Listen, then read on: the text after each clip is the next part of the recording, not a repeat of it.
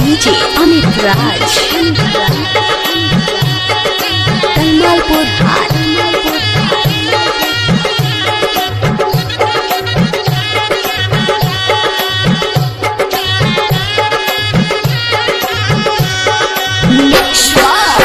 रागनी recording studio Mirganj.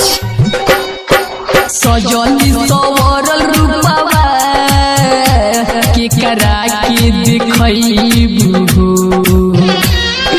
सजली several रूपवा के करा के देखैबू, असही दीवाना के घरवा में पिटवैबू, असही दीवाना के घरवा में पिटवैबू, असही दीवाना के। सजली सवरल रूपवा केकरा के देखैबू। डीजे अमित राज कलमालपुर हाट।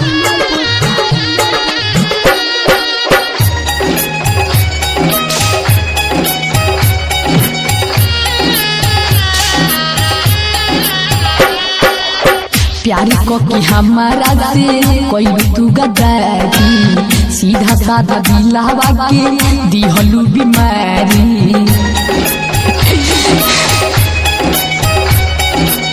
प्यार को कि हमारा से कोई तू गद्दारी, सीधा साधा दिलावा के दिहलू बीमारी। प्यार करेला लोगवा के इहे तू सिखैबू हो, प्यार करेला लोगवा के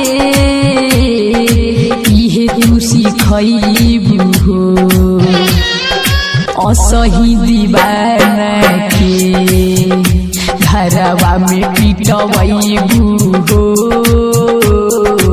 असही दीवाना के घरवा में पिटवैबू हो।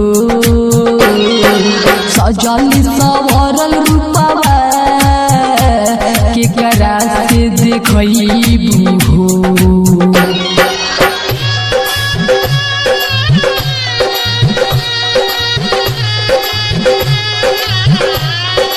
मिक्स बार रागनी रिकॉर्डिंग स्टूडियो मीरगंज।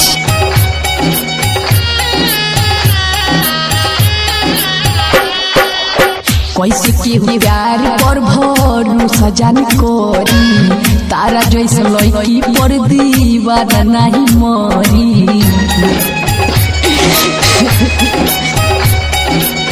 कैसे के प्यार पर भरोसा जान करी, तारा जैसे लड़की पर दीवाना नहीं मरी। प्यार के वादा जानो ऐसे दिल निभैबू हो, प्यार के वादा जानो ऐसे दिल निभैबू हो, असही दीवाना के घरवा में पिटवैबू हो, असही दीवाना के घरवा में पिटवैबू हो। सजली सवरल रूपवा केकरा के देखैबू हो।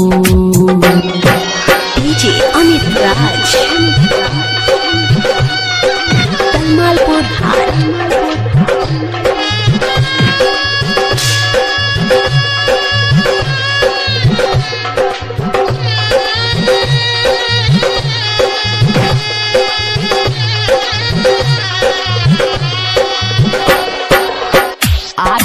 जाला कहे काहे ऐसे कैलू, कही अमित आशिक तू ना भूलैलू।